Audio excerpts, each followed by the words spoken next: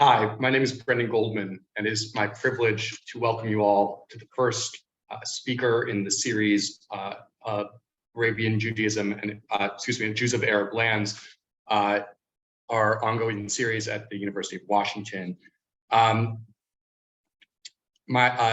role at the center, I am the affiliate faculty member at the Strum Center as well as program manager.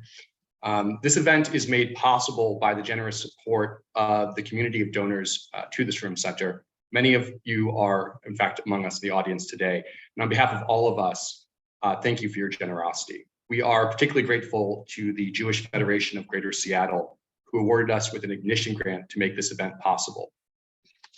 And our own Associate Director, Sarah Zaides-Rosen, who applied for that grant and worked to facilitate this event.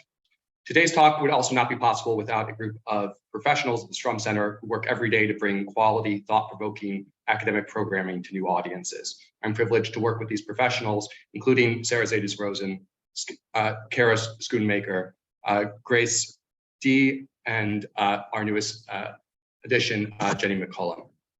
The talk today will be about an hour. After that, we'll have a Q&A engaging with the audience. In order to keep the focus on the presentation, attendees in this Zoom webinar do not have video and microphone enabled. I welcome you to submit questions via the Q&A function at the bottom of your screen throughout the talk. The story of the Jews of the Arab world spans some 13 centuries, across formative periods in the development of both Islam and Rabbinic Judaism, including some 7 centuries when over 90% of the world's Jews lived under Muslim rule. During this time, Muslims and Jews in the Arab world bartered, argued, and collaborated every day in the marketplaces, coffee shops, factories, schools, hospitals, kitchens, and prisons of their respective cities. These interactions took place across territories stretching from modern-day Spain to Iraq. Perspectives on the histories of the Jews of Arab lands tend to fall along a problematic binary, portraying Jews as either perpetual victims of Muslim oppression or as long-standing beneficiaries of Muslim tolerance and goodwill.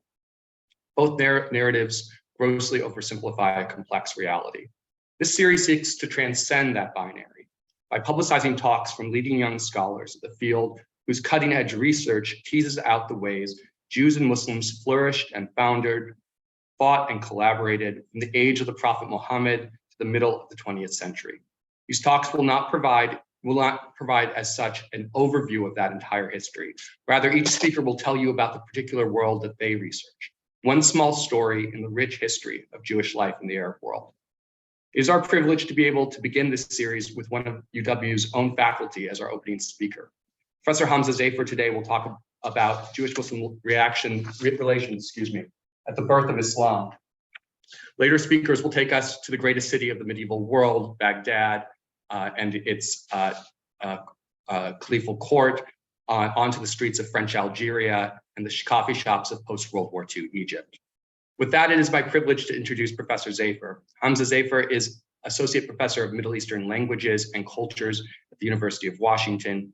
Originally from Pakistan, he is a specialist in the classical languages of the Red Sea region, Northeast Africa, and Western Arabia.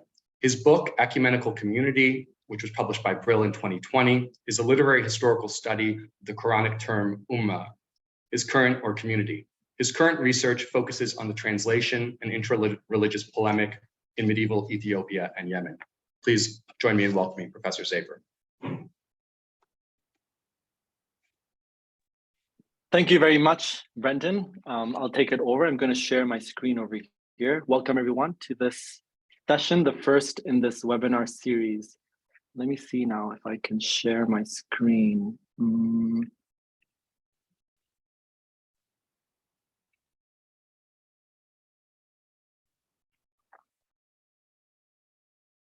Okay, so if Brendan, if you could give me a thumbs up if you can see my screen okay.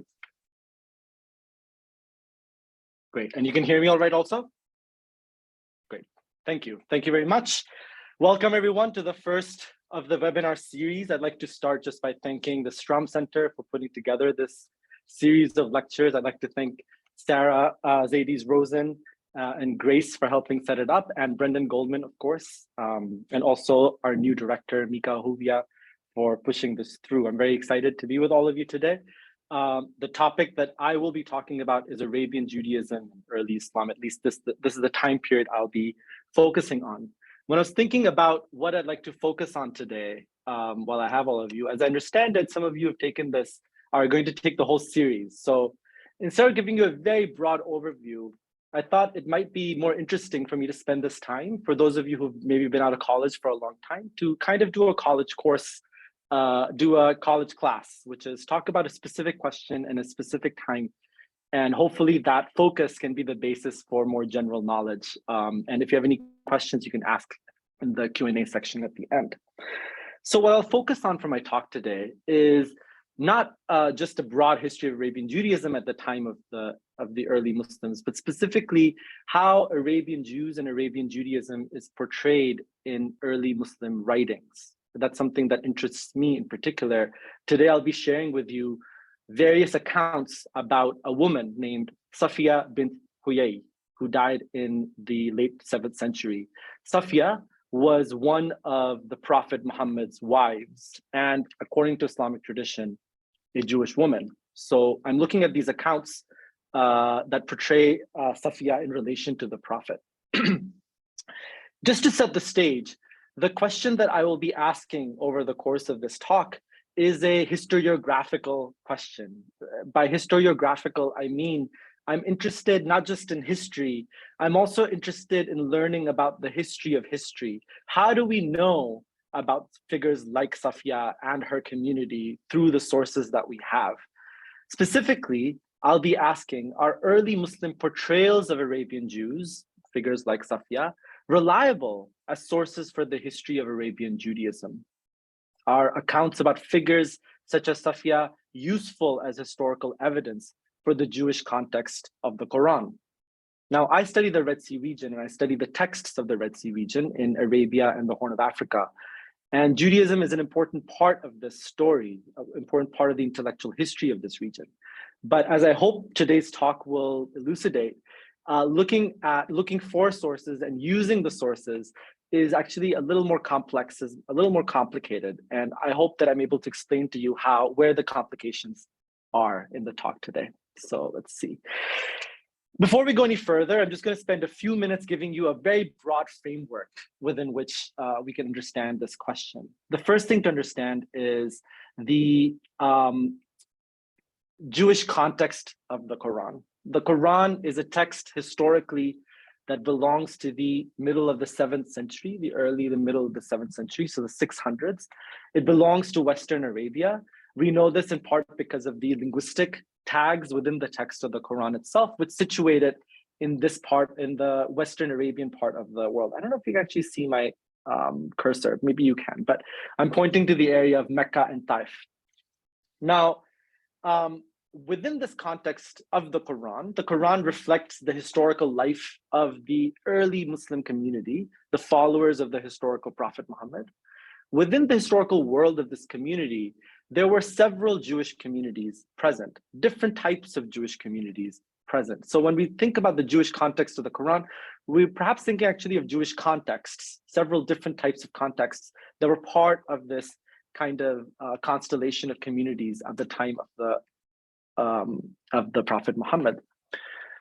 Very briefly, there are at least 3 areas that we can focus on. The first, of course, is modern day Iraq, southern Iraq. This is where the rabbinic academies are. This, of course, 7th century, early 7th century, we're still sort of within this midrashic rabbinic period of production where the Talmud is being codified, various midrashic texts are being written, the rabbinic community is consolidating and taking shape. And I'm not going to focus on the rabbinic community too much because I'm assuming that many of you already have some knowledge of what these rabbinic communities look like, but just pointing out that this is very much within the world of the early Muslims, and rabbinic writings, rabbinic ideas are directly referenced within the Quranic text. There's various halachic passages, agadic passages that the Quran retells to its own audience in slightly different ways. There's also, of course, Jewish communities present directly within the world of the Quran. I'm looking at the second circle down. in the city of Yathrib, around the city of Mecca. There were various settled Jewish communities of different types, converted Jewish communities that had ties to the land of Israel, Jewish communities that claimed Aranid lineage, all within this kind of matrix of communities that were settled around the city of Mecca at the time of the Quran. The third region that I want to just point out is south of the Quranic area in southern Arabia, in the modern day, where modern day Yemen is. There was also a large community, a Jewish community present in southern Arabia during this time, directly tied, we know, to the early Muslims. And the history of this Jewish community in the south especially had a formative impact on the formation of the early Muslims, on the character of the early Muslims. Now, I'm going to focus on the southern Jewish community briefly to just elaborate this frame, to kind of color it in a little bit, to give you a little bit of a sense of what I'm talking about when I'm talking about these Jewish communities. Now, southern Arabia, in the region of Yemen, in the late 4th century, the kingdom of Aksum, which you can see across the water in modern day Eritrea and Ethiopia, that kingdom began to convert to Christianity. The elites of this kingdom began to convert to Christianity, in part to solidify their ties to the Roman Empire in the north. And this empire, this kingdom, Aksum, had hopes of conquering southern Yemen. In fact, southern Arabia, at various times in history, had been part of the polities that were centered in the highlands of Ethiopia. We think in modernity of Asia and Africa as these two totally different worlds, but here in the Red Sea region, it doesn't quite work that way. Ethiopia and what's now Eritrea, Somalia, Yemen, Oman, they were part of the same larger continuum of cultures and languages and religious traditions. Now, in opposition, in part, to the conversion of the Aksumites to Christianity, the elites of Yemen began to convert to Judaism in the 4th century and continue to do so. We know this in part based off of archaeological evidence, which is the usage of the self-image of the people of Israel, the usage of the word God of Israel, the name Rahman or Rahmanan for God. In funerary remains, we can see tombstones, we can see the words Shalom and Amen. So there's plenty of archaeological evidence to show that the elites of this region had converted to Judaism. And at some point, unsure, we're not entirely sure how much of the population was Jewish, but we can imagine that at least the population around the courts was Jewish or Judaized to a certain degree. In part, this Jewishness of the Yemenites was in opposition to the Christianness of the Aksumites, who had hopes of conquering Yemen. Now, one of the kings of Yemen, who's known as King Yusuf As'ar Yathar, who is also known as Dhu Nawas, was a Jewish king of Himyar, died in 527. He is most well known for his campaigns against various Christian communities in southern Arabia at this time. There is an inscription, the Be'er Hima inscription, which is about 50 miles north of the city of Najran. Najran is actually modern day Saudi Arabia, but it's Yemen, like in southern Arabia. And just to give you a sense, this inscription talks about Yusuf or Dhu Nawas, this Jewish king's campaigns against the Christian minority within southern Arabia. This Christian minority, of course, represented to these Jewish elites the infiltration of Rome or Roman power, Aksumite power into their domain. The inscription is just a snippet, says, God of heaven and earth, bless the king Yusuf As'ar Yathar, king of all peoples, and bless the viceroys. In Arabic, an old South Arabian, that's the word Aqyal, Qail, like princes perhaps, who stood with their master, King Yusuf As'ar Yathar, when he raised the church and killed the Abyssinians in Dhofar. The Quran mentions the persecution of the Yemenite Christians under the leadership, under the kingship of As'ar Yathar, and there's a specific passage that directly refers to it. About the Ashabul Ukhdud, the comrades of the ditch. The Quran presents this extremely polemically. May they perish, the comrades of the ditch, that fire replenished with fuel. They sat over it, watching what they were doing with the faithful. They persecuted them while they only believed in God, the mighty and the praiseworthy, to whom belongs the dominion of the skies and the earth. Now, soon after the massacre of the Christians in Yemen, specifically this particular massacre, the martyrdom of Aretas, news of which traveled throughout the Roman Empire, the Aksumite forces in the Horn of Africa, the Ethiopian army invaded Yemen and took over Yemen, killing the Jewish population, and not all of it, but much of the elite population especially, and trying to Christianize Southern Arabia. This conflict between the Himyarites and the Aksumites is referenced repeatedly within the Quran, because this conflict happens right before the birth of the Prophet Muhammad. It's happening, it's kind of similar to us in relation to not World War II, even more recent than that. Perhaps the Korean War, or maybe even more recent than that, something that was a formative series of battles, war that shaped that society into which Muhammad was born. The Quran references, for instance, the destruction of the churches.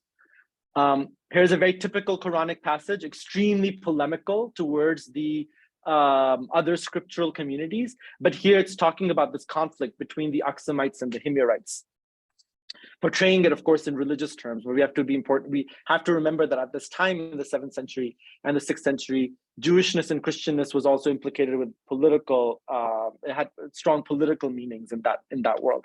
They say, none will enter heaven except one who is Jewish, or others say, no, one who is Christian. These are their delusions. Tell them, bring evidence if you are truthful. No, whomever submits their face to God and is a doer of good will find their reward with their Lord. They need not fear nor grieve. Those who are Jewish say, the Christians stand on nothing. Those who are Christians say, the Jews stand on nothing. This while they all read the same scripture. Such is the speech of those who do not understand their own words. God will mediate between them on the day of resurrection and settle every dispute of theirs. Who is crueler than one who prevents God's name from being remembered in places of prayer? Who is crueler than one who expedites their ruin? This is referencing the destruction of churches and synagogues in Southern Arabia. Such places one should not enter except in reverence. For their destroyer, there is only grief in this world and a great torment in the afterlife. God's is the east and the west. Wherever you may turn, there is the face of God. God is all-encompassing, all-knowing.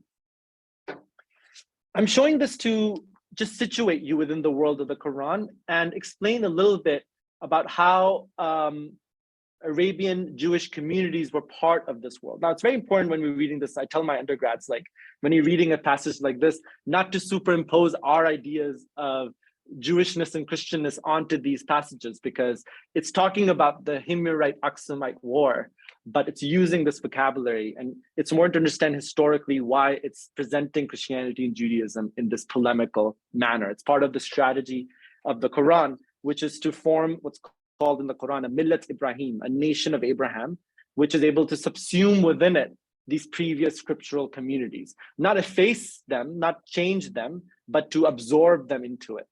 We see in many early Muslim sources that Arabian Jewish communities were considered by the early Muslims to be a part of their community. In the words of the Quran, to be part of their ummah, to be within the community of believers.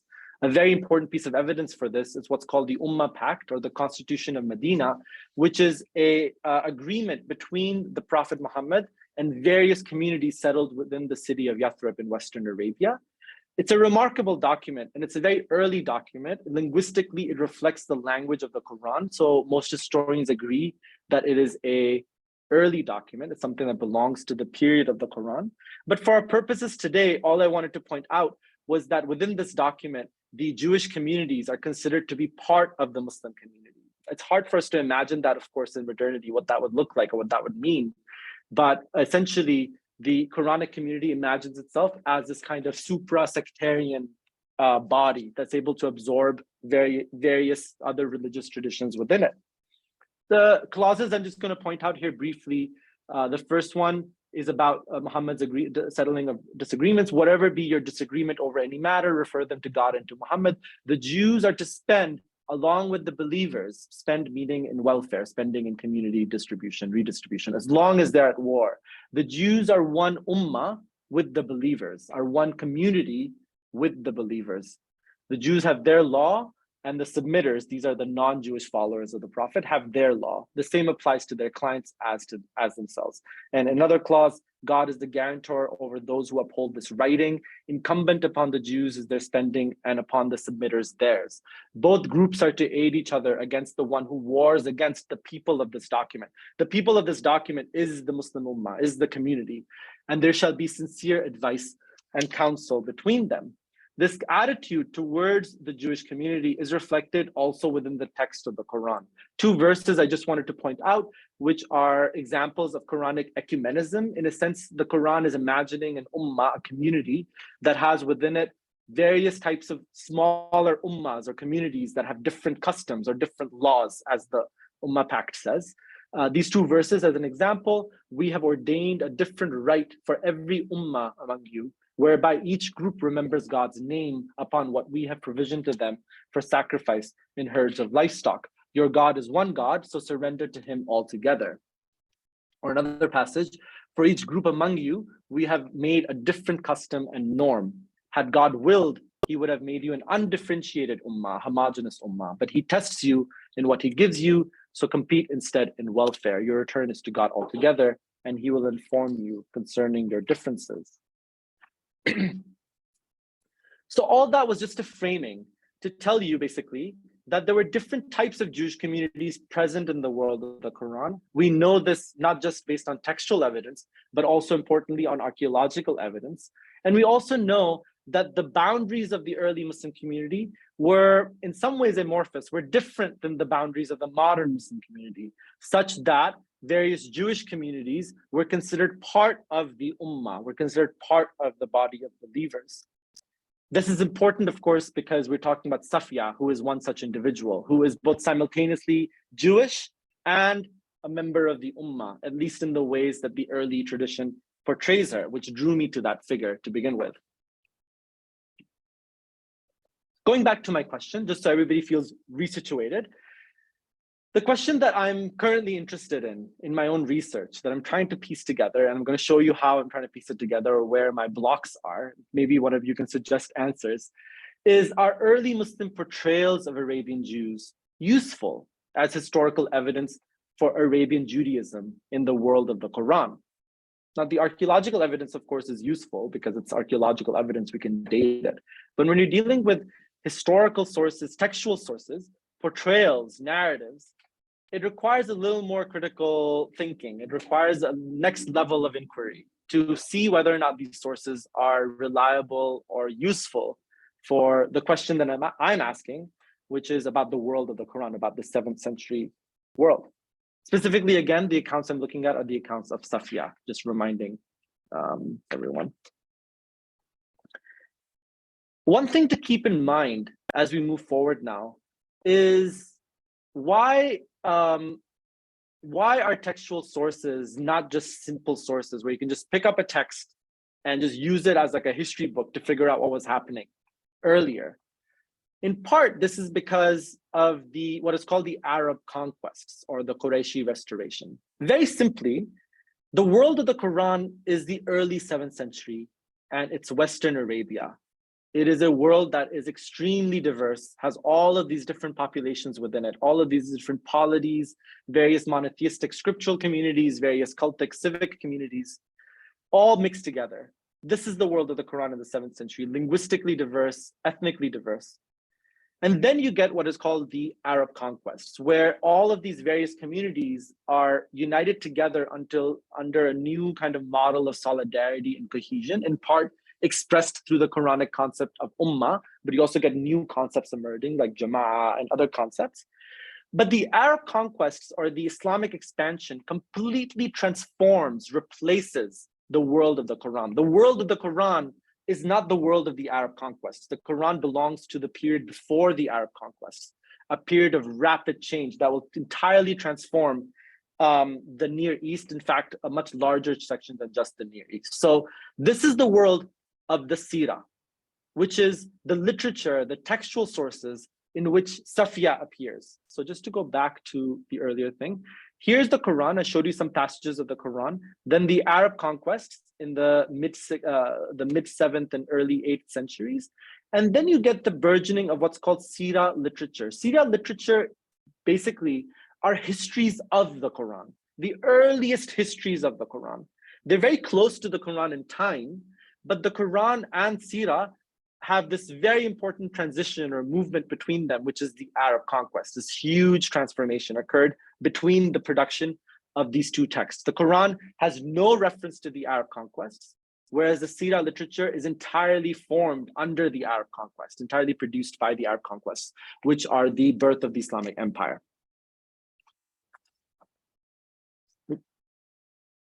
So you go from that to this, and you get the Islamic Empire, which of course stretched all through into modern day Pakistan, India, the Caucasus, all the way into the Pyrenees Mountains in southern France, Spain included. So in part, one of the challenges is how do you use Sira literature, its description of Arabian Judaism, to really understand the world of the Quran? Because it's describing Arabian Judaism in the world of the Quran, but after that world has entirely disappeared. It's describing something that has entirely disappeared. That's basically like the initial challenge that exists with this question. So now I'll come to the core of my talk, which is the Sira accounts of Safiya bint Huyay. Let me just pause here for a sec.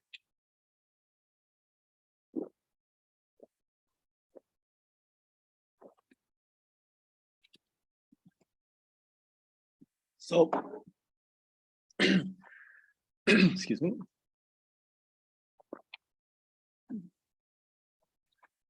So the Sira is full of accounts of Safiya bint Huyay. She is memorialized as in Arabic an Umm al-Mu'mineen, which means the matriarch of believers, or the mother of the faithful.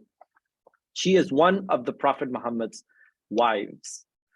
She is exceptional in some regards because A, she's Jewish, or at least comes from a Jewish community, and B, she is a war captive. She comes to the Prophet Muhammad as a war captive after a raid, a particular raid that the early Muslims engage in against a Jewish community. Now, the first challenge that I immediately hit, I'm going to start showing you now lots and lots of little accounts of Safiya bint Huyay. For the uninitiated, you're looking at a completely new form of writing. The form of writing I'm showing to you in Arabic, it's called the khabar. Khabar means a news. And the khabar is the earliest form of historical writing that the Muslims start to produce. And every khabar is just a basic, very small, not even a narrative, just a piece of historical information that's attached to a particular reporter. So all the reports I'll be showing you now that are part of Sira literature, in the beginning, you'll see like so-and-so, like Hamza Zafer said, that's the reporter. And typically there's a long chain before them, like so-and-so said, that so-and-so said, that so-and-so said, a chain of transmission. And then at the end, you'll have a line or two or whatever passage or little narrative snippet. That is the piece of news, the piece of khabar, this early building blocks of Islamic history. So I'm really trying to show you, I hope successfully, the kind of like under the hood of what historians do when you're actually looking at these khabars, akhbar, these news snippets of historical information from the 7th and 8th century, 8th and 9th century, trying to figure out what was happening in the 7th century, you hit some roadblocks. And what I'm going to do now is try to point out to you what those roadblocks are. These khabar are very attractive as historical accounts because they're histories, they're giving you historical information. But as a historian, I want to come to them with some critical distance and critical questions in my head. And the question that I'm asking right now is, are these sources reliable? Are these portrayals of Safiya bint Huyay, Muhammad's Arabian Jewish wife, are they reliable? Or are they just empty caricatures or later constructions about a person that could have existed at the time? The first problem that I face when I look at stories of Safiya is that many of these little khabars, news pieces, appear to be imperial ideology.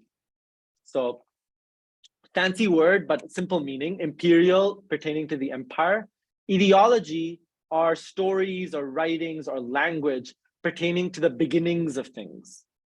So this is my first suspicion. When I look at these types of, one of the things that I've noticed when I'm looking at accounts of Safiya is that they seem to be shaped not by the Quranic world or the Quranic concept, but rather the post-Quranic need to tell the stories of the empire's origins, the origin stories of the empire and its elites. And in a sense, the story of Safiya from the 7th century gets co-opted into these 8th and 9th century imperial ideologies. The early Muslim elites are interested in showing where they came from.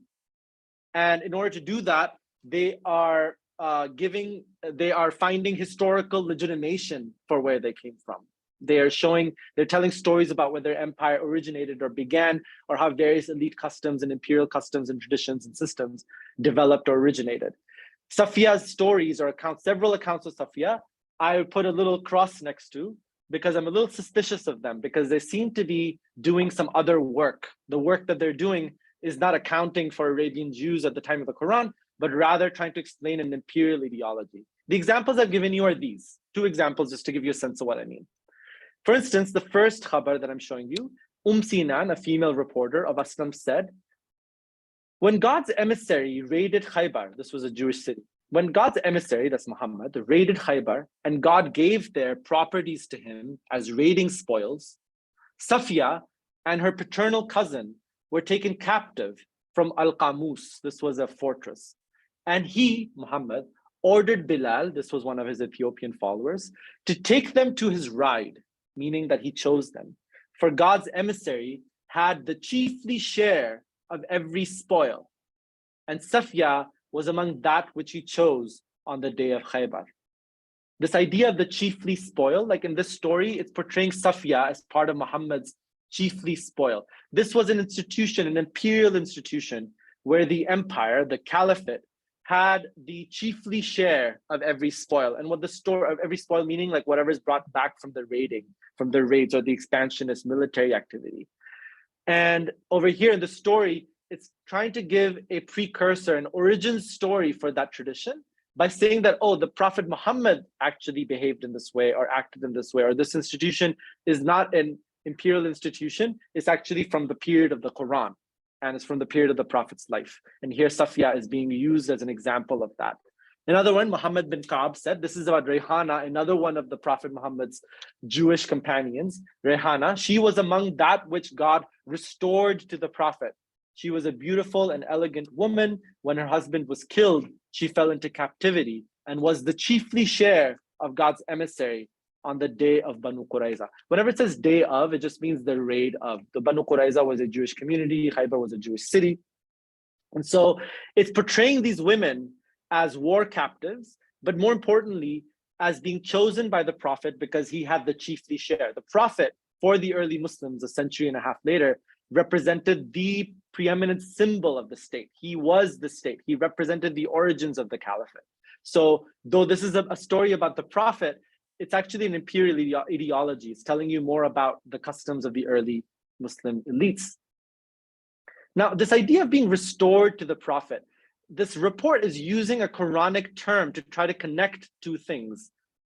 This idea of restoration is tied to properties that were not actively fought for, but came into the Muslim community through its military expansion. But here, the report uses it for a person. But I wanted to give you actually the passage in the Quran that uses that vocabulary, just to give you a sense of how what the report is doing is basically taking a Quranic term and giving it this imperial ideological framing to try to make it about the origins of the empire.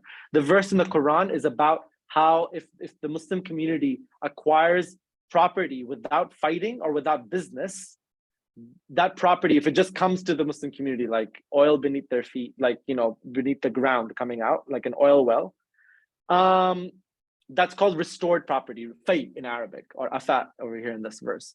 And that property is not just divided among the combatants, that property is divided among the community. So this is what it says, what God restored to his emissary from them is that for which you spurred neither raiding horse nor freight camel. What God restored to his emissary from the people of cities belongs to God and his emissary, and to the kin and the kinless, the deprived and the displaced. so that it does not circulate among the wealthiest among you. This is one of the redistributive practices of the early Muslims, but the report is adopting that vocabulary to talk about an individual, a war captive, and to explain the origin of empire. Now, another story, for instance, that I can give you an example of how I would discount this. I'm suspicious of this story. I can't really rely on it, or it's not as useful for me, is stories like this, which talk about how Muhammad established a stipend or a salary for Safiya bint Huyay. This was a custom of the Prophet, which is that various individuals within the community were assigned stipends. Basically, a land that had been conquered, whatever it was generating in revenue, a percentage of that revenue was allocated to a specific individual. This is something extremely important to the early Muslim elites because their wealth is based on the system of allocation. The system of allocation that in a very, very basic way is set up during the life of the Prophet Muhammad, but then during the period of the Arab expansions is elaborated and becomes this highly sophisticated system of distributing resources among combatants and settlers within the early Muslim community. So there's several reports about Safiya that seem to be doing the work of showing that the Prophet established this institution with Safiya, or Safiya was one of the individuals that received such a salary. Muhammad bin Umar said the Prophet allocated to Safiya bint Huyay 80 wask is a measure, a large measure, 80 wasks of dates and 20 wasks each of barley and wheat from the annual yield of Khaybar. So it's a very simple, small report, but in my mind, it could be reliable, it could be historically reliable or useful, but there's a little bit of a problem because it speaks too clearly, too directly to the system of allocation, which is something that really developed in the post-imperial, post-Muhammad period. It's not something from the Quranic period, but seems here to be projected onto the Quranic period. And hence it flags for me the suspicion that it might be imperial ideology. Again, I can't see your faces, so I don't know if you're nodding in agreement or shaking your heads in confusion. But what I'm trying to do is to show to you that you have this massive material, all of these textual sources, accounts about Safiya, but I'm combing through them and I'm trying to remove stuff that to me is suspicious. Suspicious meaning that it's anachronistic, that even though it's from a century later, it's reflecting a very, very different context, a very different set of concerns than those that were operative at the time of the Quran, at the time of the historical life of Safiya bint Huyay. Now, the second suspicion that I have with a certain category of reports about Safiya is that they're not historically reliable because they seem to be responding to the need to produce scriptural exegesis. What that means is that another need that was motivating the early Muslim elites, the authors of Sirah literature, was this need to interpret and situate the Quranic text. So the Quranic text is a subversive, you could say in some ways a revolutionary text. It's interested in overturning extant structures of power, but the early Muslims were a normative community, were not a subversive revolutionary community. They were the elites of an empire.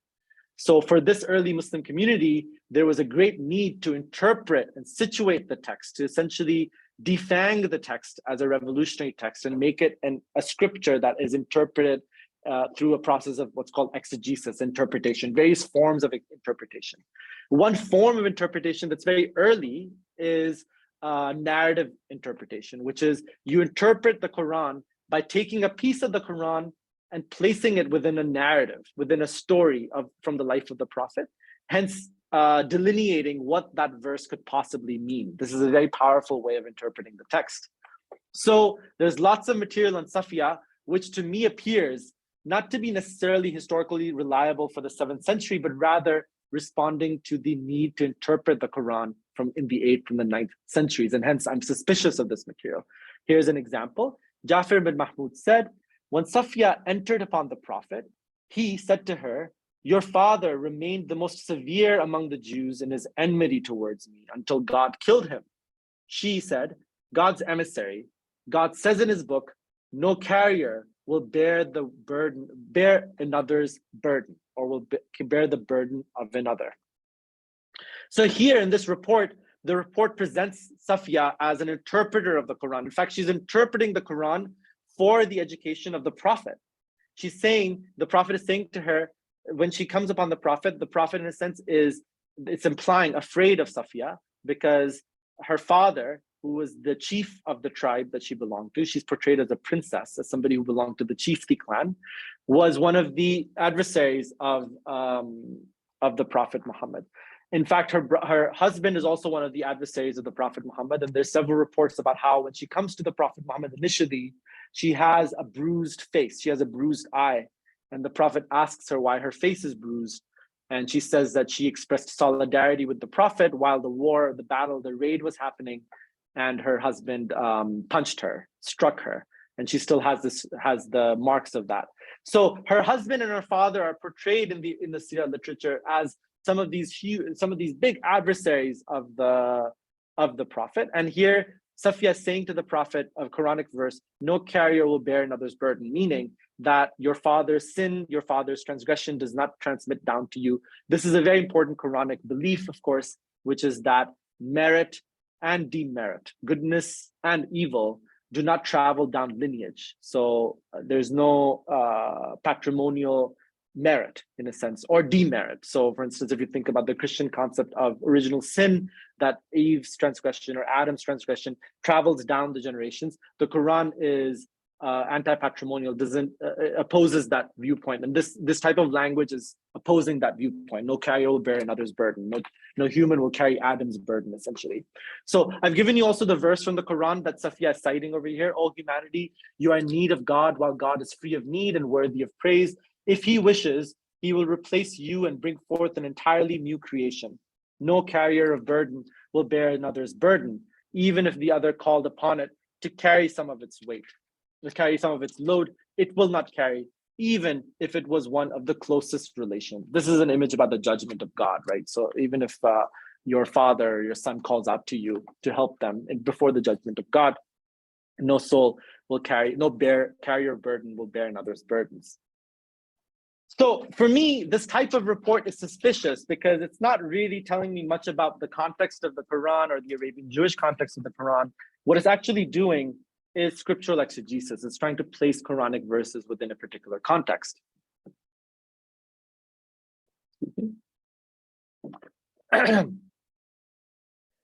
Another type of report that I see, I'm going to go through these suspicions. I have like a few of these suspicions. So I'm on suspicion 3, which is another type of report on Safiya bint Huyay.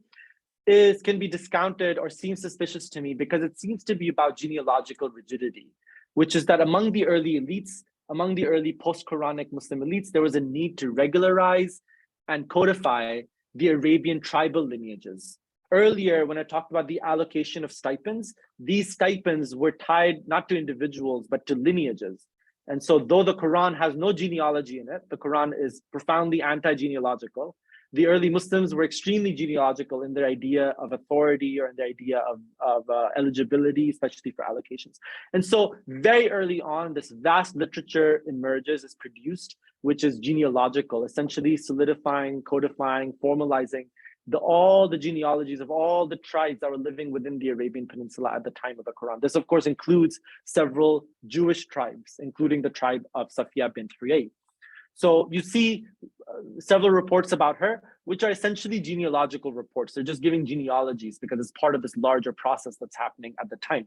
For instance, number 5, Safiya bint Huyay bin Akhtab bin Sa'ya, these are all of her ancestors, all the way down to son of An-Naham, son of Yanhum, from the Bani Israel, which is the children of Israel, from the tribe of Aaron, she's considered an Aaronite, son of Amram, in Arabic, Imran. It also gives her maternal lineage a little bit, her mother, and it says that Safiya, it also provides who she was married to. Safiya used to be married to Salam bin Mishkam of Banu Qurayza. He left her and then she was married to Kinana. Kinana is the one who, according to that earlier tradition, struck her in her face.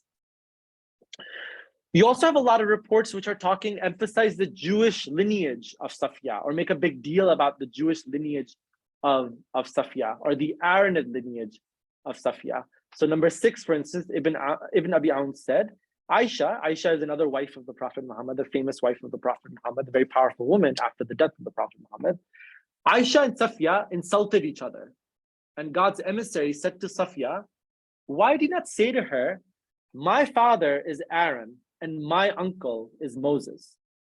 He suggested this because Aisha was boasting about her lineage against Safia.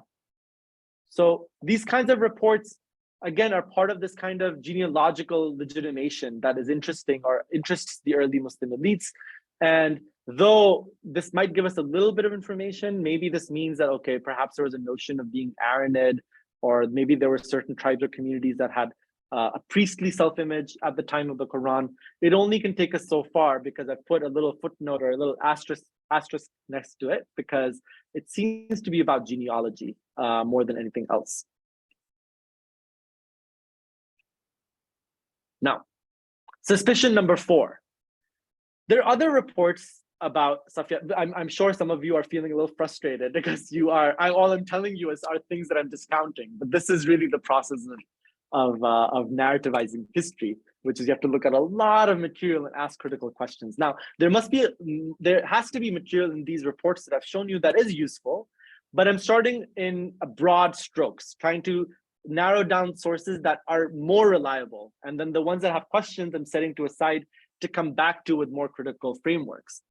So another suspicion of mine is that it seems a lot of reports about Safia are, again, not about the historical context of the Quran, but rather about Muslim supersessionism, which is that after the Quranic period, there was also this need among the elites to affirm the supremacy of Islam over other religions. And stories about Safia get co-opted, get used for this to express this kind of Muslim supersessionism. For instance, Zafer bin Mahmud said, when Safia entered upon the Prophet, he said to her, choose, if you choose Islam, I will keep you for myself. So choose, if you choose Islam, I will keep you for myself.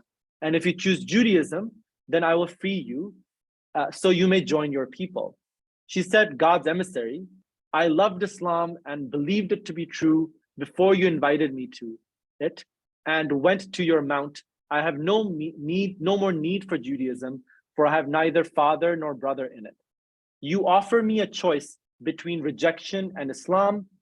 God and his emissary are dearer to me than freedom, and that I return to my people. So, for me as a historian, it's a useful piece of evidence about early Islam, but whether it's telling me something about the Quranic period, I'm not too sure. It seems to be early supersessionist, kind of propagandist writing. I'm going to pause here just for a sec. Grace, I'm getting the signal that the battery on this computer is about to die. If you could get the charger for it before it goes. If I do disappear, folks, I'll reappear soon. Okay, thank you. Okay. Now, related to this, there's another form of suspicion. This is my 5th suspicion, which is a lot of reports about Safia are about normative habits and customs. So it's not really telling us about the context of the Quran. What it's showing us, what these reports are showing us, is that the customs, the practices, the habits of the Muslim elites of the 8th and the 9th century had 7th century explanations. It's trying to explain the practices and the customs, thank you, Grace, customs of the Muslim elites as something that had a Quranic basis. It's trying to tie those practices and customs to a Quranic basis.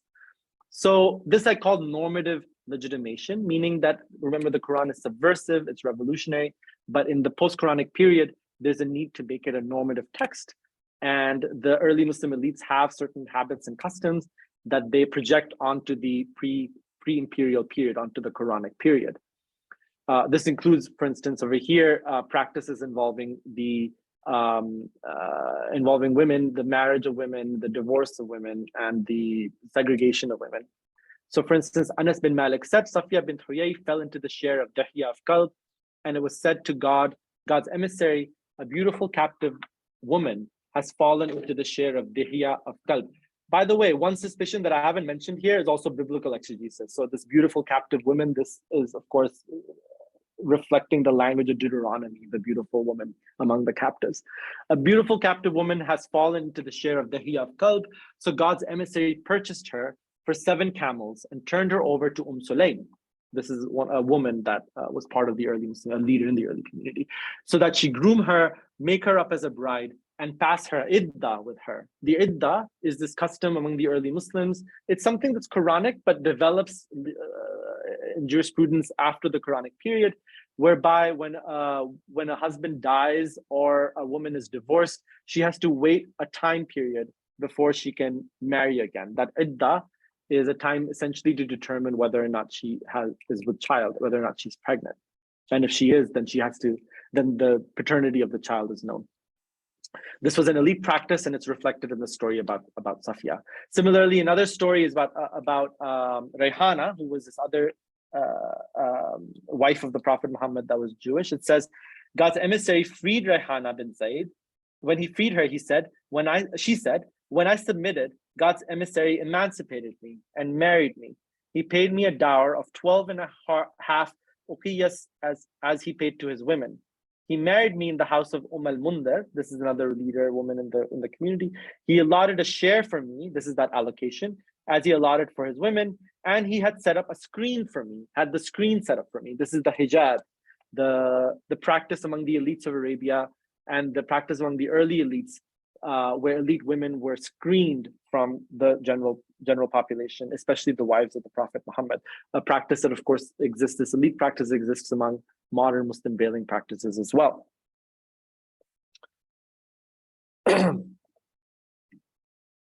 Now, lastly, the last suspicion, there are many other suspicions, other types of narratives, but these are the ones that I wanted to give you as examples. The last one I'm going to talk about that I'm suspicious of are accounts that are essentially about male supremacy. They're accounts that respond to the elite need to, in a sense, narrativize misogyny, to give a historical background to misogyny. This is not unique at all to the early Muslim tradition. Of course, this kind of writing is pervasive in historical writing. And to me as a scholar, it's something that needs to be taken into account when we're trying to understand historical sources, how they are legitimating particular gender hierarchies in a later time. And hence historians need to be suspicious whether or not these sources really are talking about non-males, are talking about women and other non-males, or whether they're just essentially portrayals of men masquerading as something else, being presented as something else. So the examples I've chosen to give you a sense of what I mean by these types of reports, there are various reports about Safiya, which essentially denigrate women, that are portray women as, in the sources that I've chosen, as petty. And this is kind of like a typical strategy to narrativize misogyny, is to portray women as being petty, or as being being each other's worst enemies. It's like a misogynistic trope that exists in modernity also, that women are each other's worst enemies. It's that kind of misogynistic idea that is also reflected in these sources. And so when I see a source like that, I also set it aside, because it could have historically useful information, but to me, the motivation for why it exists in the literature has to do with this post-imperial concern, this elite concern, which in this case is to affirm the hierarchy of men over women. So to give you an example, Sinan, this is a female reporter again, of Aslam, said, when we arrived in Medina, we did not enter our homes until we had taken Safiya to her house. This is a story about what happened after Safiya was married to the Prophet. Safiya to her house. The women of the emigres and the helpers, these are communities within the Muslims, heard of her and paid her frequent visits. I saw among them 4 of the Prophet's wives, veiled, Zainab bin Jahsh, Hafsa, Aisha, and Juwayriya. I heard Zainab say to Juwayriya, "O daughter of Al-Harith, I think this captive woman will dominate over us for time with God's emissary." Juwayriya said, "No, she is one of those women who has little luck with husbands." That's it. That's the report. But what it's portraying is jealousy among the wives of the Prophet Muhammad. It's a way of denigrating women, as being jealous and fighting with each other and pulling each other's legs, or pulling each other down. And Juwayriya also saying this harsh thing about Safiya. She's one of those women who has little luck with husbands. Not entirely sure what that means, but it's obviously an insult. Here are some other reports of male supremacy, again portraying the women around the Prophet as being petty. Aisha said, once while we were traveling, Safiya's camel fell ill. Zainab owned a surplus, another woman, owned a surplus herd of camels, and God's emissary said, Safiya's riding beast is ill. Would you give to her a camel from your herd? She, this is Zainab, refused, saying, you want me to give to this Jewess, al-Yahudiyya in Arabic? So like in English, in Arabic too, it's supposed to have an element of denigration. She's saying, I will not give to this person because she's an outsider. It's showing pettiness. Another one, Zayd bin Aslam said, when the Prophet fell ill before he passed away, his women gathered around him. Safiya bint Huyay said, by God, O Prophet, I wish what afflicts you had afflicted me instead. And the wives of the Prophet winked at each other, mocking her. So again, it's portraying the women as petty. Whether or not this tells us about the context of women in the context of the Quran, likely not. It seems to be motivated by this other desire.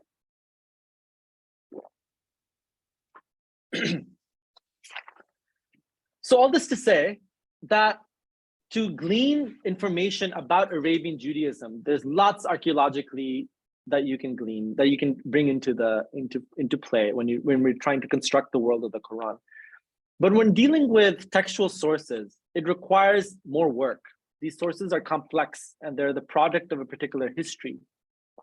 And it doesn't mean, I'm not one of those historians that would just kick out the entire tradition and say, oh, this is post-imperial, it's from 100 years later, it has just no value to the historian. That's obviously not true. These stories that I've shown you, these accounts that I've shown you, are not accounts that were just generated out of thin air.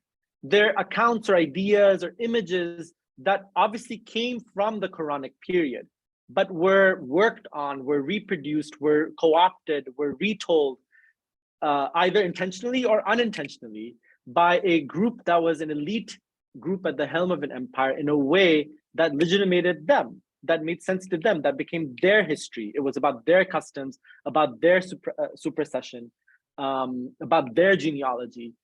So these accounts could have historical information, but we have to be aware that they're doing this other work. We can't just take them and say, oh, this is the history. This is all there is. Now, as I wind down, I don't want to leave you just with a bunch of questions. I also want to show you where I'm starting. These are just my starting points. What are the questions in my mind when I look at these sources that are kind of not easy to explain? Things that cannot be explained as being imperial ideology or Quranic exegesis or Muslim supersessionism or genealogical rigidity or male supremacy, things that cannot be explained by any of these things, but are still part of the Sira literature. These are the places I want to start. And these are the types of things that draw my attention and pique my interest. So the first type of report that interests me, and there are lots and lots of reports like this about Safiya that are interesting to me or seem to be not easy to explain, which is that it seems that in Sira literature, the authors of the Sira literature go out of their way to show that Safiya was saintly, that Safiya was pious, that Safiya was a saint. Was Safiya not saint in the Catholic sense, but saint in the sense of like an extremely pious person whose piety was recognized and affirmed by the Prophet. There's not a lot of reports about all of the wives, all the women, or even the men in the context of the Prophet in this way. This is something exceptional. So it's a question in my mind, which is, why is Safiya portrayed in such saintly terms? What does that tell us? Why would the tradition portray her in this way? So for instance, to give you an example, these are just I showed you these reports already. I'm just showing you the rest of the two reports that I showed you earlier as examples of male supremacy or narrativizing misogyny. But they continue. The point of the stories, each of these accounts is actually to cast Safiya in saintly terms. The first one is about the camel who fell ill. So once while we were traveling, Aisha says, Safiya's camel fell ill. Zainab owned a large surplus herd of camels, and God's emissary said, Safiya's riding beast is ill. Would you give to her a camel from your herd? She refused, saying, you want me to give to this Jewess? God's emissary left her throughout the months of Dhul Hijjah and Muharram. In response, left Zainab, meaning that the Prophet got extremely upset with Zainab for refusing to give Safiya a riding beast. He did not visit her for 2 or 3 months, which is like a huge deal. It portrays the Prophet as coming to Safiya's protection, as defending Safiya, essentially. Another one, Zayd bin Aslam said, this is the account of when the Prophet is about to pass away and all the women are gathered around him. When the Prophet fell ill before he passed away, his women gathered around him. Safiya said, by God, O Prophet, I wish what afflicts you had afflicted me instead. And the wives of the Prophet winked at each other, mocking her. And God's emissary said to them, stop doing that. They said, doing what, O God's prophet? He said, do not wink about your comrade, your sahiba, your companion, your comrade, your friend. By God, she is a truthful woman. Again, it's a hagiologizing, it's like hagiographic kind of portrayal of saintly portrayal of Safiya. And my question is why? Why portray Safiya in such saintly terms? Another report, and there's several versions of this report.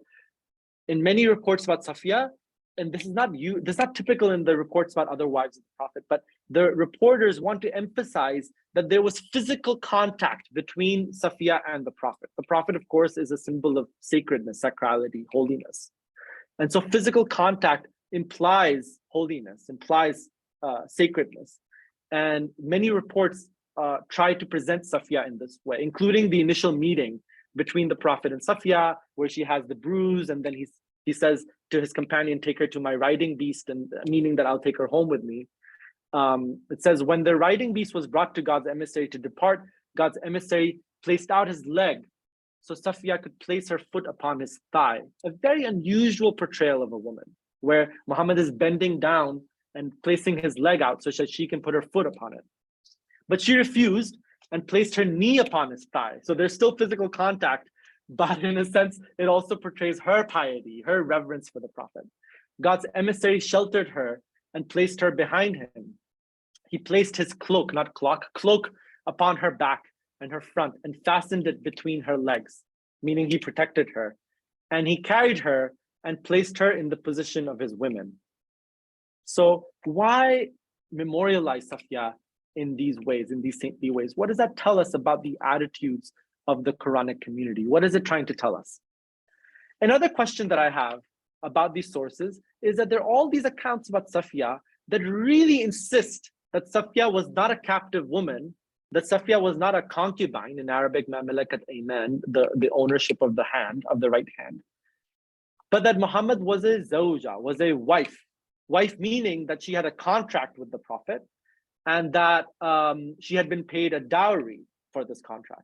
So why the insistence on Safiya's inclusion among his wives, among the wives? So to give you an example, there are several reports which do this, and this again is exceptional, something that appears in Safiya's stories more so than other wives. When Safiya bint Huyay entered upon the Prophet, we were present. This is Jabir bin Abdullah saying, we were present in the tent, and the Prophet said, stand up for your mother, or stand up for your matriarch, for the word is over here. The reference to Safiya as the mother of the people present is a signal that she is not a concubine, she's not a captive woman, but rather she is a contractual wife of the Prophet Muhammad. That's what that means. And when it was time for dinner, we were present, expecting there to be a division of food. So the Prophet came out, and in his clothes was something like 1.5 mud, that's an amount of pressed dates. And he said, eat from your mother's feast, meaning eat from your mother's wedding feast, from Safiya's wedding feast. But again, referencing Safiya as your mother. There are lots of reports that portray Safiya in this way, which insist or emphasize her position as Muhammad's wife and not as a captive woman. This reference to Safiya as a mother is also a connection. It connects us to the Quran, because the Quran talks about Muhammad's wives in this way. It says the Prophet is closer to the believers than they are to each other, and his wives are their mothers. But those possessing the bonds of blood have yet greater entitlement to each other in the Book of God. A third question that I have when I look at sources of about Safiya is why retain memory of Safiya's Jewishness? The Sirah literature has no problem forgetting things like that, forgetting things that might be quote unquote embarrassing or impractical for the purposes of the empire, of the elites of the empire in the 8th and the 9th century, who certainly did not see the Jewish communities in their empire as part of the Ummah. They certainly saw the Jewish and Christian communities as outside of their community.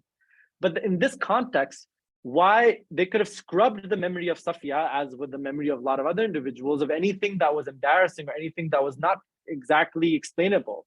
But it seems that the Sirah literature goes out of its way to retain memory that Safiya was Jewish or had been Jewish or had a family that was Jewish. This is one example of that. Abu Salama bin Abdurrahman said, Safiya bint Huyay left an estate. She outlived the Prophet by several years. So she left an estate of 100,000 dirhams in the value of land and properties. That's a large amount. And she bequeathed a third of it to her nephew, who was Jewish. They, the authorities, the Muslim authorities, refused to turn it over to him until Aisha, another one of the Prophet's wives, who earlier had insulted also the Safiya, until Aisha, the Prophet's wife, came to them and addressed the authorities. She said, fear God and give him, her Jewish nephew, his bequest. He received a third of Safiya's estate, which was 33,500 dirhams. She owned a manor that she donated for welfare during her life. These kinds of reports, to me, are historically a little more reliable because they run contrary to what you would expect the tradition would be saying. The tradition would be saying that, yeah, there is no movement of property out of the community into the Dhimmi communities, into the Christian and Jewish communities. But here there's a report about Safiya leaving a third of her estate to a Jewish relative. And Aisha, who was a leader of the Muslim community, making sure that it happens, coming to Safiya's defense essentially, or telling the authorities to fear God and turn over the bequest. Why retain memory of Safiya's Jewishness? It's something that's hard to explain, and it's hence a place that I can start, that I can think is like hard ground to build a narrative around. The last question that I'm going to talk about really briefly here is Safiya is portrayed as a captive woman who chooses to receive a dowry and enter into a contract with the Prophet Muhammad, essentially becoming his wife, becoming a mother of the faithful, and having an allocated stipend, all the things that went along with it. But if a historian came along and said that, oh, it's just like showing that the Prophet had captive women, and that, you know, because it's his wife, because it was a captive woman that he had, the later tradition memorialized her as a wife rather than saying that he had a captive woman. But this too is not, this doesn't work, because actually the tradition does maintain memory of captivity also. In fact, when you look at Rehana, who was another Jewish woman that came as a captive to the Prophet Muhammad, the tradition memorializes Rehana's refusal. So it's not just about Safiya's acceptance. You also have another Jewish woman memorialized in Sirah literature who refuses to be the Prophet's wife, chooses to be a captive woman. I mean, that's hard to understand. Like, why would you want to be a captive woman? It's a different, in this context, a different legal position. And to be a captive woman, to be a concubine means, for instance, that she doesn't have to practice the screen. She doesn't have to veil or segregate herself from society. So it comes with a cost and a benefit. It also means that she doesn't get an allocated stipend. So to give you a sense, one of these reports, when God's emissary captured Rehana, he proposed submission to her, but she rejected it, saying, I follow the law of my people. In Arabic, it's deen qawmi, the law of my people, deen, the judgment of the law of my people. So God's emissary said, if you submit in Arabic is actually aslama, which means if you become a Muslim. So he proposed Islam to her. So if you become a Muslim, God's emissary will choose you for himself. But she turned him down, and this grieved God's emissary. Another report, when Qurayza was captured, that's the community that Rehana came from, God's emissary sent Rehana to the house of Salma bint Qais al-Mundir. God's emissary said to her, do you prefer that I free you and marry you, like have a contract, or do you prefer that you be in my possession, meaning an unmarried concubine? She said, God's emissary, that I be in your possession is easier for me and easier for you. So she was in the possession of God's emissary. He had intercourse with her until her death. So this to me also is a light bulb going off, which is that it shows that the portrayal of Safiya as a wife is not just a flattened caricature. It's not just an explanation or an excuse, because if it were, then the story of Rehana would have been completely forgotten, because that shows the opposite outcome. One woman accepted the marriage and another woman refused it. And the Sirah literature preserves memory of both. And hence, perhaps we're standing on more sound ground to develop a narrative from there. So all in all, just to recount what I've been saying, there's a lot of archaeological evidence and textual evidence that historians have at their disposal to construct a history of Arabian Judaism or the lives of Arabian Jews in the context of the Quran and how this story is intertwined. But when you look at the textual sources, they are more complex because they're shaped by the needs and the concerns of an empire. This doesn't mean that we throw the baby out with the bathwater, that all of this literature is unreliable, because clearly it contains within it memory of the presence of Jewish communities in the context of the Quran and in the Arabian Peninsula. But it requires a little bit of extra work. It requires taking out things that are suspicious and focusing first, at least that's what my strategy is so far, focusing first on accounts that appear to be inexplicable, like the accounts that preserve memory of Rayhana's resistance, or portray Safiya in extremely saintly terms, or insist on her inclusion among the wives, or preserve memory of her Jewishness. Thank you, everyone, for listening. Thank you so much, Hamza. That was a fascinating presentation and thought-provoking presentation. We really appreciate your time. I should have mentioned when we opened that Hamza is the Althea Strum Professor of Jewish Studies in the MELC Department, Middle Eastern and Languages and Cultures, the department previously known as NELC. So but currently MELC, and who are also a sponsor of this talk series. So I should also say that we have a limited amount of time, so we may not get to all of your questions. We've already gotten some questions in. Hamza, one of the questions that people ask, and I think this goes back to something that you talked about, is sort of, you talked about the ecumenical vision of the Quran, like the vision of a Muslim community or a community of believers, or as you've translated, which I loved in one of those sources, submitters, because that's sort of a literal rendition of what a Muslim is. And as you suggest, there are sources in the early Islamic tradition that certainly seem to conceive of the Ummah in that way, right? A very open community. But as people were asking about the dhimmi status, right? The status of being outside the community, of these sort of hard lines. And we also see, as you know, within the Quran, very clear verses that call out Jews and Christians for certain traits, for being, for instance, friends of each other and not friends of Muslims. These sorts of verses that seem to suggest there were harder lines, right? So there's a tension there. So I was wondering if you could address that issue and thinking about it specifically in context of, as you said, sort of the inchoate Muslim community versus what we're getting in the later Sirah and Hadith literature that have, at a time where Islam is much more confident after the Arab conquest and has become a tradition with much harder lines between it and the other Abrahamic faiths.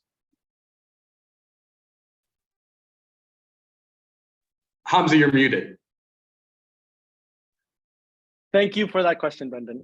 Important question. When you're looking at early Muslim sources, or when you're looking at the world of the Quran, really, is you're dropped into this world, or you're dropped into the world of the Quran, where these boundaries of the community are in flux, they're shifting, they're changing, they're permeable. And at some point, leading up to the Arab expansions or during the Arab expansions, these boundaries became delineated explicitly and became hard and impermeable, for sure. And this process happens very, very early. Most historians of early Islam in the Western tradition, of course, agree that at some point in the development of the early Muslim community, in the development of the Quranic community, scriptural communities like Jews and Christians were considered to be part of the Ummah. And of course, one of the pieces of evidence for that is the Ummah Pact that I showed you. And in the Quran, a piece of evidence for that is Surah Al-Baqarah, which is the second chapter of the Quran, the largest section of the Quran, which portrays Jews and Christians as being, in a sense, within the Ummah, within the community. In fact, it uses Jewish and Christian language that involves a Jewish and Christian self-imaginary, but applies it onto the Muslim Ummah, for instance, Bani Israel, the children of Israel. Now, when it comes to the portrayal of, you mentioned, for instance, verses that are extremely polemical. The Quran is extremely polemical of Judaism and Christianity. No doubt about that. They're within the scriptural communities. They're part of God's revelation, but they're also a problem in the world of the Quran. Like the passage I showed you earlier, where the Christians are saying the Jews stand on nothing. The Jews are saying the Christians stand on this kind of portrayal, this kind of exaggerated portrayal of Christian-Jewish, lack of harmony between these scriptural communities. That's in part, that kind of language in the Quran is in part reflecting the Red Sea Wars, the context of the Red Sea Wars. So it's important for us as interpreters. Now I'm taking off my historian hat, putting on like an interpreter hat, interpreter of the Quran. Important for us as interpreters to understand that when the Quran talks about Jews and Christians, it's not talking about Jews and Christians as we imagine Jews and Christians in modernity, Jewish communities and Christian communities in modernity, in Seattle, Washington, New York City. We're talking about Himyarites and Aksumites. These are words that represent particular polities, particular states, particular arrangements. So even when it's talking about conflict, it's talking about alliances between them. It's not talking about just in general terms, all Jews and all Christians within that world. It's a specific polemic against a specific historical reality that we can piece together based on archaeological sources, etc. Very importantly, among them, the wars between the Jewish kings of Himyar and the Christian kings of Aksum, which really shaped the early Muslim community. And that battle ends essentially when the Prophet Muhammad is born. So that's the first thing I'll mention. The second thing is that part of this question of where the Jewish and Christian communities lie in relation to the Muslims is an exegetical question, because the Quran has a lot of verses that imply that these communities are essentially part of one larger scriptural community, Millat Ibrahim, the nation of Abraham, etc., etc.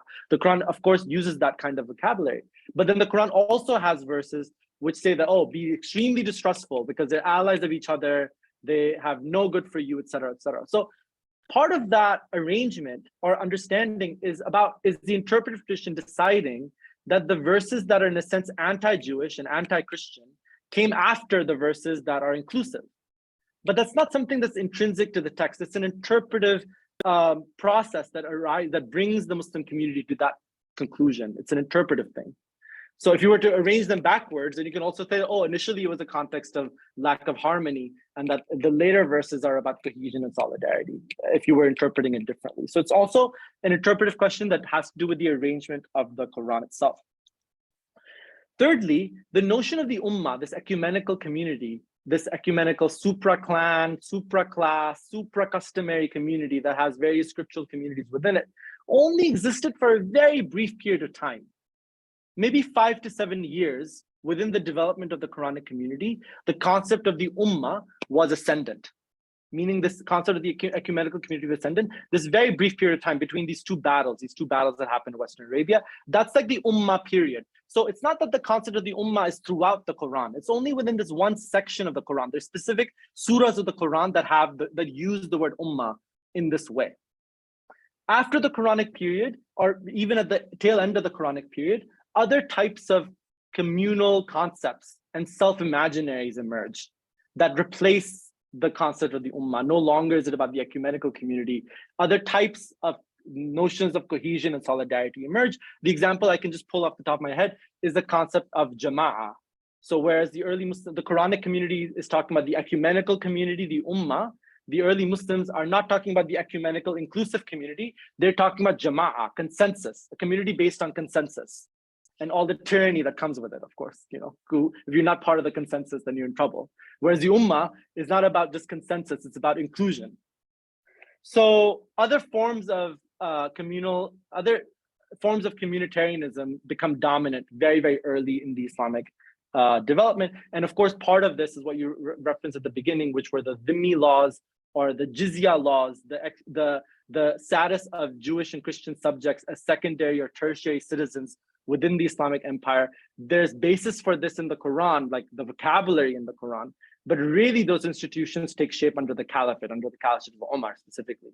But even after Omar, they take shape. So again, we're not talking about the Quranic period properly or the Quranic community properly.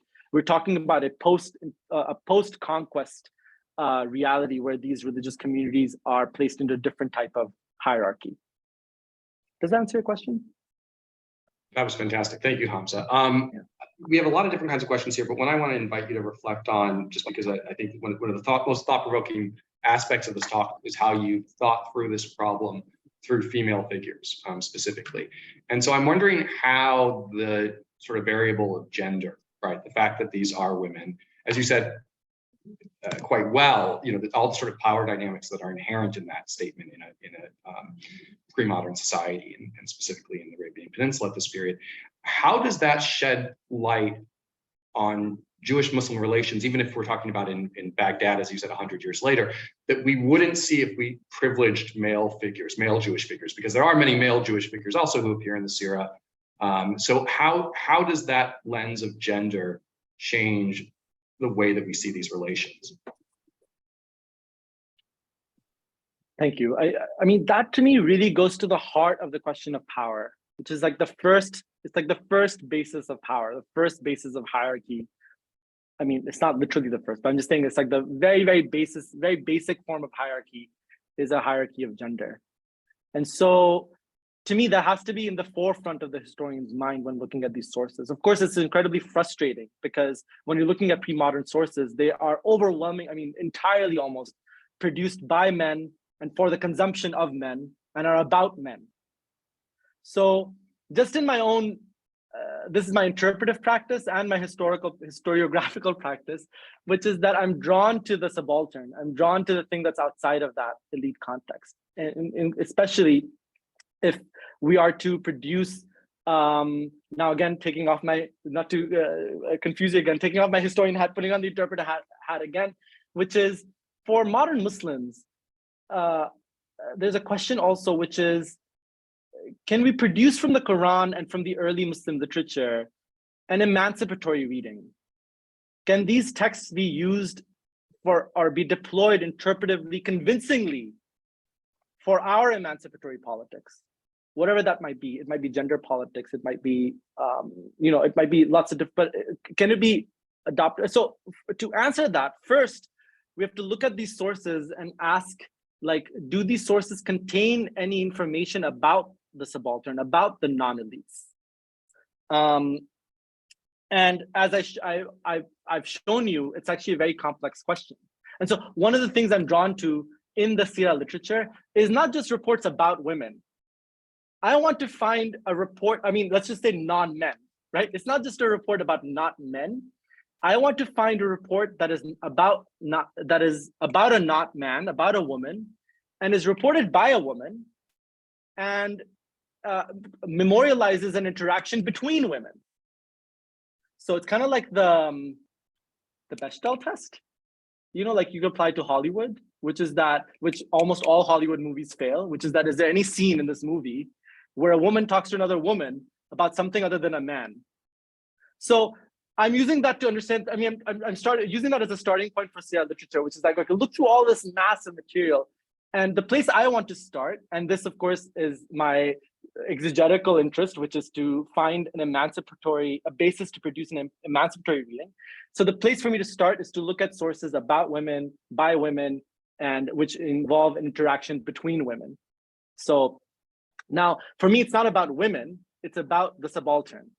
I'm not looking to see myself reflected in it. I'm looking to see subalternity, something that is not elite. And of course, gender elite and non-elite is like the first place to start. So it's just a part of my practice. It's not like a very clear method, but it's like a place that I want to start in my readings. And that's what brought me to Safiya and to Rehana, the portrayals of these women. Fantastic. Thank you, Hamza. Two other questions that seem to sort of be concerns of the audience or interests of the audience. One is a question about Arabian Judaism. Specifically, Dunalas, you mentioned this sort of theory that these were converts in Yemen. But to the extent to which we actually know about the origins of that community and about what Arabian Judaism looked like, right? There are all these theories about, these are non-normative Jews, right? Because there's those passages on Ezra being the son of God. So maybe these people had a different type of Judaism. So I was wondering, can you speak to whether you think Arabian Judaism was, sort of reflected what we think of as the Orthodox Judaism of, say, the academies in Iraq that you mentioned? And sorry, I'm inviting you to answer both these at the same time because we only have a few more minutes. And then the other was about your process of interrogating the Sirah. And specifically, I think how you position yourself, and Jennifer Grayson, who's going to be our next speaker, asked a question about this as well. But in terms of deriving information from these sources, how you position yourself within the broader field, and you alluded to this, but there is a whole spectrum of how much credence scholars give to these later sources in terms of how much they can actually tell us about the society. So how you position yourself there and how you think your method might bring up show something new that that previous scholarship has not been able to show. So I realize we have very little time here, but just wanted to give you an opportunity to quickly address those 2 points. And again, just fantastic talk. I'll try to be really quick. The first question, which you talked about, Arabian Judaism, what was the nature of Arabian Judaism? Lots more work needs to be done to understand. But if the Quran is taken as evidence, a lot of Western scholarship, early Western scholarship, imagines the Jewish communities in the context of their Quran as being somehow deficiently Jewish or not being Jewish enough, Jewish with a footnote on it. And this is true also for the Jewish communities in the south of Arabia. But really quickly, if you're using the Quran as evidence, then it's absolutely certain that the Jewish communities in the context of the Quran were connected to the rabbinic academies, and were aware of midrashic literature, rabbinic literature to a degree. The Quran talks about the Muthanna, the Mishnah. So obviously these communities are connected to the communities in Western Arabia. But when you move farther south, then the process or the nature or the character of Judaization, of Jewishness, becomes a little more complex. And within Jewish studies, it kind of is like, what does Jewishness mean in this context? So very simple way, at a very simple level, it's a question of a self-image, which is that we know that these elites imagine themselves as Jewish. So now what did that mean? Did that mean they were rabbinic Jews? Were they like non-rabbinic Jews? Like, what did that mean? They imagined that they were following the law of Moses. They imagined themselves as the people of Israel, that they worship the God of Israel.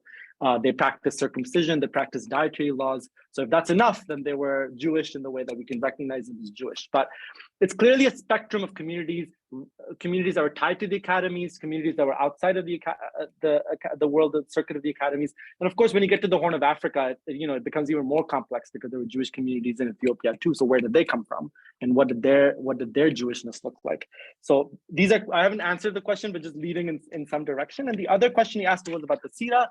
As you said rightly, within the past 20, 30 years, there's been these two pulls. Like, one is that we take all of the early Muslim sources extremely positivistically, that they're just hard historical evidence. And the other is this kind of extreme revisionism, which is that all of this is a later fantasy. None of it's real. Even the Quran is a later construction, like Hagerism says, and that we should just throw all of it out and we should construct early Islam based entirely on non-Islamic sources. For me, it's important to bring non-Islamic sources, non-Arabic sources, Hebrew, Syriac, Aramaic, Coptic sources into our understanding of the world of the Quran. But I'm also not an extreme revisionist. I'm certainly not a positivist, as today's presentation probably shows you that I'm suspicious of these sources. But I feel like there's a middle point. And at a very basic level, what you can use is the criterion of dissimilarity, what's called the criterion of embarrassment, which is what I was doing at the end, which is to show that even though these are literatures produced by elites, these literatures contain accounts and stories and details that are embarrassing to those elites. And so to explain that, then maybe there is something more historical, that these are actually stories that they had inherited. They hadn't just produced them, because had they just produced them, they wouldn't look that way. They would be less embarrassing to them. So that's just one method, but there are other methods and other techniques that historians can use. I believe very much in following the middle path in this regard. Fantastic. And I have to say, to me as a historian, I found the source on inheritance to be perhaps the most striking one. The fact that she was allowed to, and that is a really, really interesting one that I'd love to talk to you more about. But again, we would like to thank Professor Zafer for a fantastic talk. I should note that next Wednesday, we will be having Professor Jennifer Grayson of Hebrew Union College speak on the Jews of Abbasid Baghdad. This talk will be available in recording. We'll send you a post-talk email that will have the link for that, as well as for some sources that Hamza has suggested would be potential places for people who are interested to explore the subject further. So thank you again for joining us. It's been our absolute pleasure, and we look forward to seeing you next week. Thank you again. Thank you.